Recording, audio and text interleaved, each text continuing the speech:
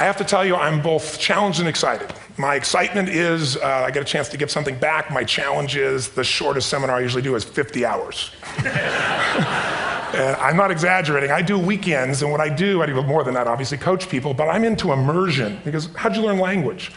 You didn't learn it by just learning principles. You got in it, and you did it so often that it became real. And the bottom line of why I'm here, besides being crazy mofo, is that I'm really in a position, I'm not here to motivate you, obviously. You don't need that. And a lot of times, that's what people think I do, and it's the furthest thing from it.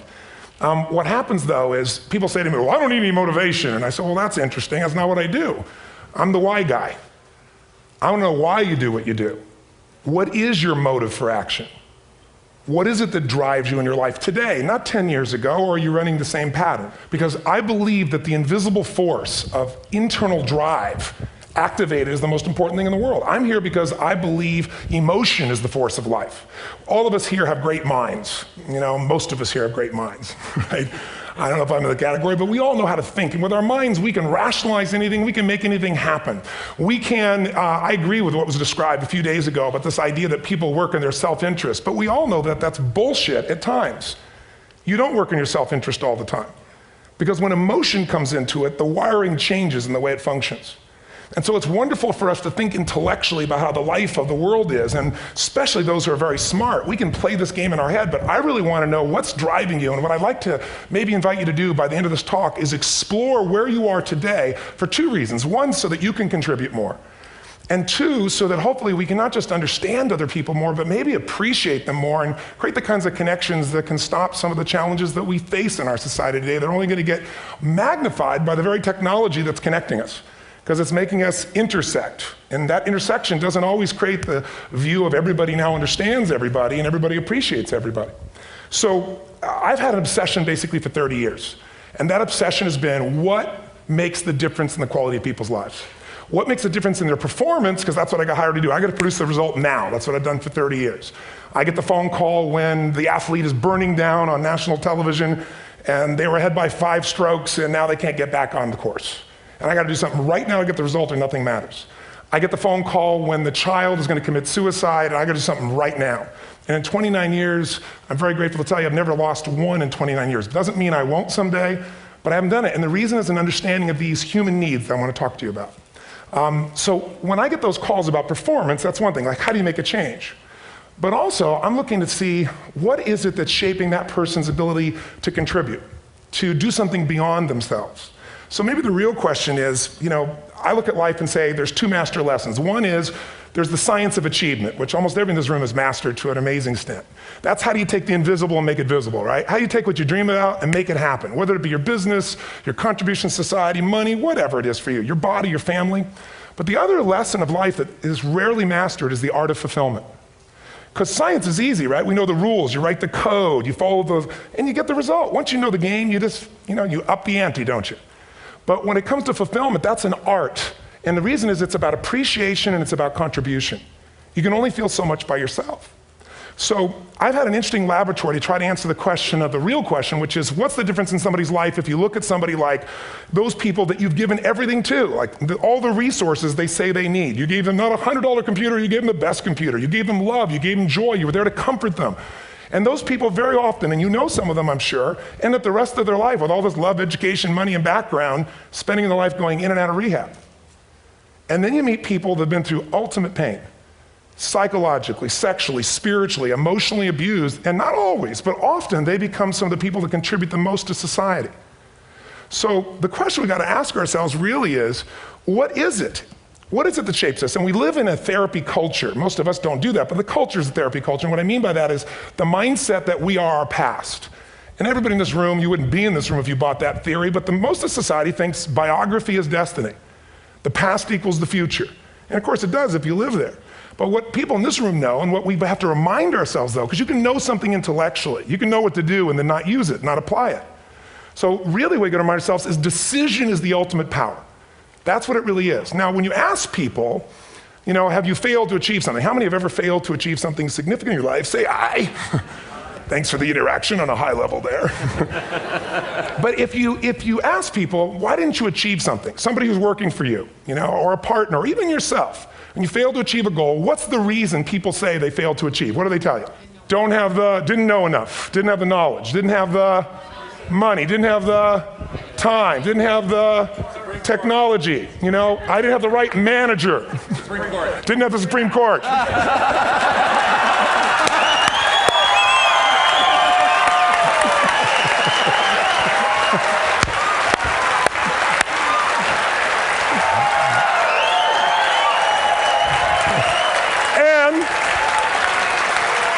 And what do all those, including the Supreme Court, have in common? They are a claim to you missing resources. And they may be accurate. You may not have the money. You may not have the Supreme Court. But that is not the defining factor.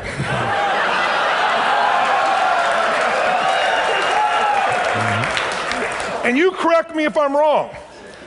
The defining factor is never resources, it's resourcefulness. And what I mean specifically, rather than just some phrase, is if you have emotion, human emotion, something that I experienced from you day before yesterday at a level that is as profound as I've ever experienced, and if you'd communicated with that emotion, I believe you would have beat his ass and won.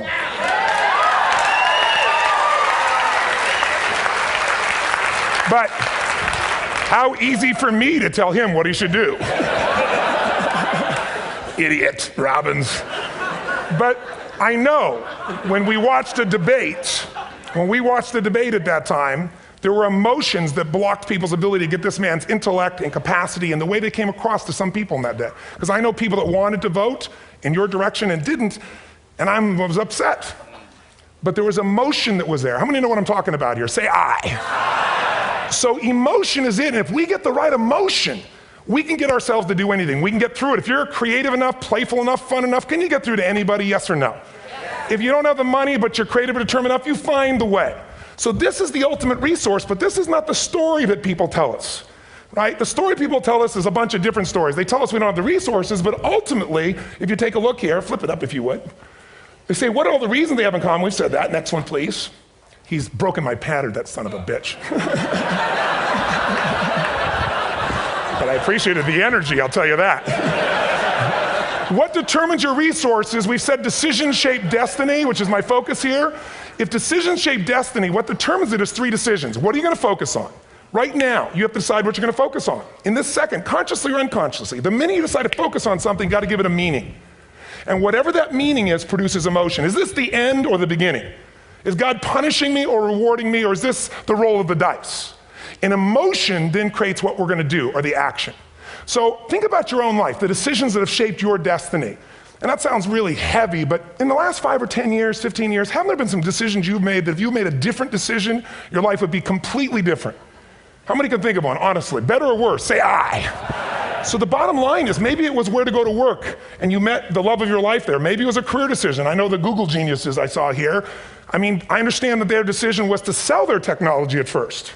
What if they made that decision versus to build their own culture? How would the world be different? How would their lives be different? Their impact. The history of our world is these decisions. When a woman stands up and says, no, I won't go to the back of the bus, she didn't just affect her life. That decision shaped our culture. Or someone standing in front of a tank. Or being in a position like Lance Armstrong and someone says to you, you got testicular cancer. That's pretty tough for any male, especially if you ride a bike. Right? You got it in your brain, you got it in your lungs. But what was his decision of what to focus on? Different than most people. What did it mean? It wasn't the end, it was the beginning. What am I gonna do? He goes off and wins 7 championships he never won once before the cancer because he got emotional fitness, psychological strength. That's the difference in human beings that I've seen of the 3 million I've been around. Because that's what my lab. I've had 3 million people from 80 different countries that I've had a chance to interact with over the last 29 years. And after a while, patterns become obvious. You see that South America and Africa may be connected in a certain way, right? Other people say, oh, that sounds ridiculous. It's simple. So what shaped Lance, what shapes you? 2 invisible forces, very quickly. 1, state. We all have had times. Have you had a time you did something and after you did it, you thought to yourself, I can't believe I said that. I can't believe I did that. It was so stupid. Who's been there? Say I. Have you ever done something after you did it, you go, that was me. Right? It wasn't your ability, it was your state. Your model of the world is what shapes you long term. Your model of the world is the filter. That's what's shaping us. That's what makes people make decisions. We want to influence somebody, we gotta know what already influences them. And it's made up of 3 parts, I believe. First, what's your target? What are you after? Which I believe it's not your desires. You can get your desires to goals. How many of you got a goal, desire, and thought, is this all there is? How many been there? Say aye. So it's needs we have. I believe there are 6 human needs. Second, once you know what the target that's driving you is and you uncover it for the truth, you don't form it, you uncover it. Then you find out what's your map. What's the belief systems that are telling you how to get those needs? Some people think the way to get those needs is destroy the world. Some people is to build something, create something, love someone. And then there's the fuel you pick. So very quickly, 6 needs, let me tell you what they are. First one, certainty. Now these are not goals or desires, these are universal. Everyone needs certainty that they can avoid pain, at least be comfortable. Now how do you get it? Control everybody, develop a skill, give up, smoke a cigarette. And if you got totally certain, ironically, even though we all need that, like if you're not certain about your health or your children or money, you don't think about much more. You're not sure the ceiling's gonna hold up, you're gonna listen to any speaker. But while we go for certainty differently, if we get total certainty, we get what? What do you feel if you're certain? You know what's gonna happen, when it's gonna happen, how it's gonna happen. What would you feel? Bored out of your mind. So God, in her infinite wisdom, gave us a second human need, which is uncertainty. We need variety. We need surprise. How many of you here love surprises? Say aye. Bullshit. You like the surprises you want. The ones you don't want, you call problems, but you need them. So variety is important. Have you ever rented a video or a film that you've already seen? Who's done this? Get a fucking life. Right? Why are you doing it? You're certain it's good because you read it before, saw it before, but you're hoping it's been long enough you've forgotten enough there's variety. Third human need, critical, significance. We all need to feel important, special, unique. You can get it by making more money. You can do it by being more spiritual. You can do it by getting yourself in a situation where you put more tattoos and earrings in places humans don't want to know. Whatever it takes. The fastest way to do this, if you have no background, no culture, no belief in resources or resourcefulness, is violence. If I put a gun to your head and I live in the hood, instantly I'm significant. 0 to 10, how high? 10. How certain am I you're gonna respond to me? 10. How much uncertainty? Who knows what's gonna happen next? Kind of exciting, like climbing up into a cave and doing that stuff all the way down there. Total variety and uncertainty. And it's significant, isn't it? So you're willing to risk your life for it. So that's why violence has always been around and will be around unless we have a consciousness change as a species. Now you can get significance a million ways, but to be significant, you gotta be unique and different. Here's what we really need. Connection and love, fourth need. We all want it. Most people settle for connection because love's too scary. Don't want to get hurt. Who here has ever been hurt in an intimate relationship? Say aye. If you don't raise your hand, you'll have that other shit too, come on. And you're gonna get hurt again. Aren't you glad you came to this positive visit? But here's what's true, we need it. We can do it through intimacy, through friendship, through prayer, through walking in nature. If nothing else works for you, get a dog. Don't get a cat, get a dog, because if you leave for 2 minutes, it's like you've been gone for 6 months when you show back up again 5 minutes later, right? Now these first 4 needs, every human finds a way to meet.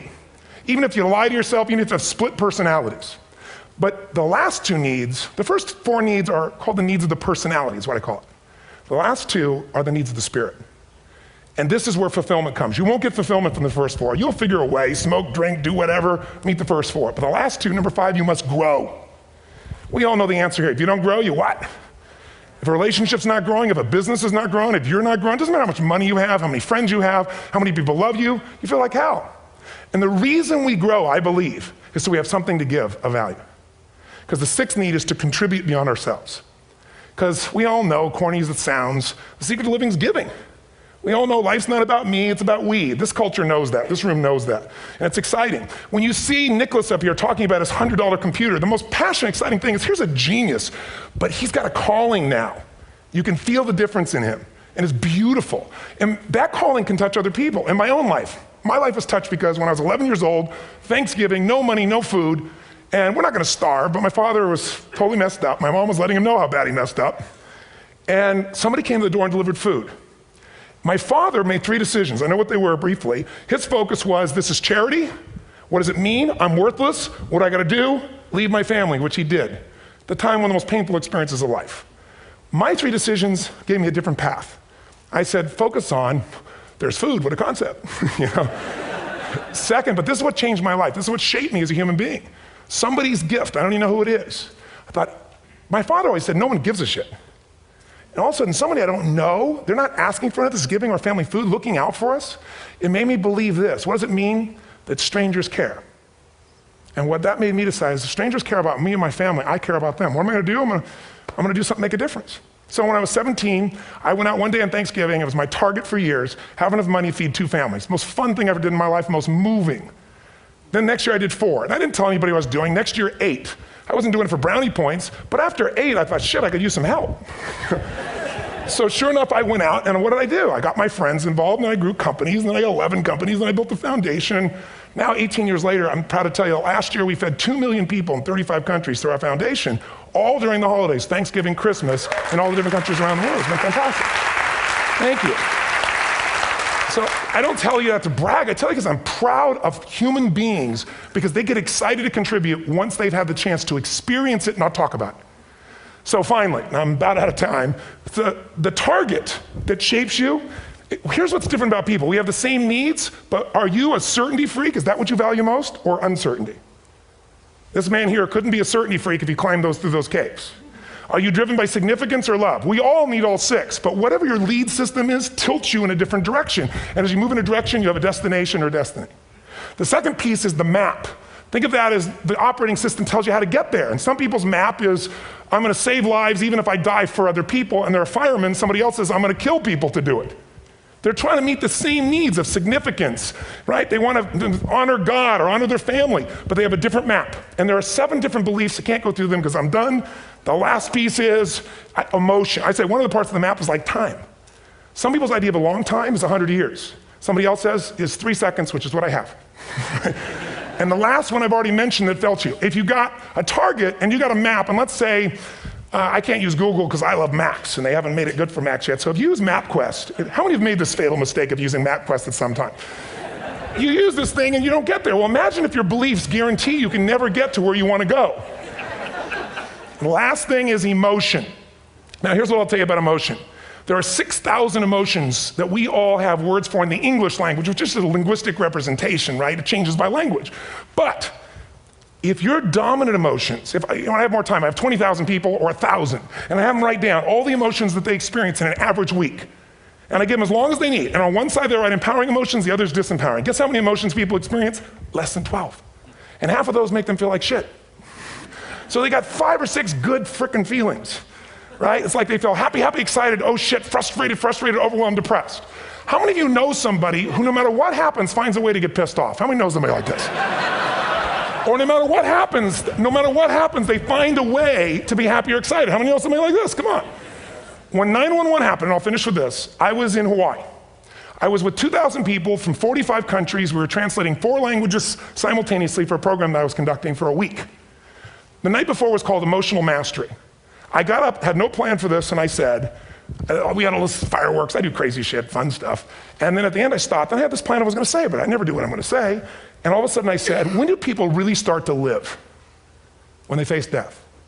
And then I went through this whole thing about if you were gonna get off this island, if 9 days from now you were gonna die, who would you call, what would you say, what would you do? One woman, well that night is when 9/11 happened. One woman had come to the seminar, and when she came there, her previous boyfriend had been kidnapped and murdered. Her friend, or her new boyfriend, wanted to marry her, and she said no. He said, if you leave and go to that Hawaii thing, it's over with us. She said, it's over. When I finished that night, she called him and left a message, true story, at the top of the World Trade Center where he worked, saying, honey, I love you. I just want you to know, I want to marry you. It was stupid of me. She was asleep, because it was 3 a.m. for us, when he called her back from the top and said, honey, I can't tell you what this means. He said, I don't know how to tell you this, but you give me the greatest gift, because I'm going to die. And she played the recording for us in the room. She was on Larry King later. And he said, you're probably wondering how on earth this could happen to you twice. And he said, all I can say to you is, this must be God's message to you, honey. From now on, every day, give your all, love your all. Don't let anything ever stop you. She finishes, and a man stands up and he says, I'm from Pakistan, I'm a Muslim. I'd love to hold your hand and say I'm sorry, but frankly, this is retribution. I can't tell you the rest because I'm out of time.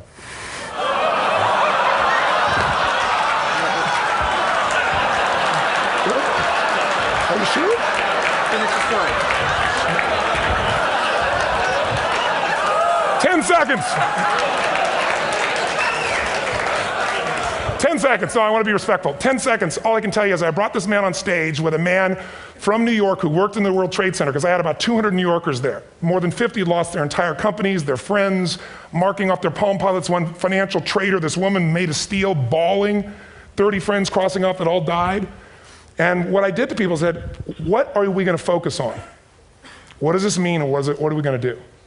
And I took the group and got people to focus on, if you didn't lose somebody today, your focus is going to be how to serve somebody else.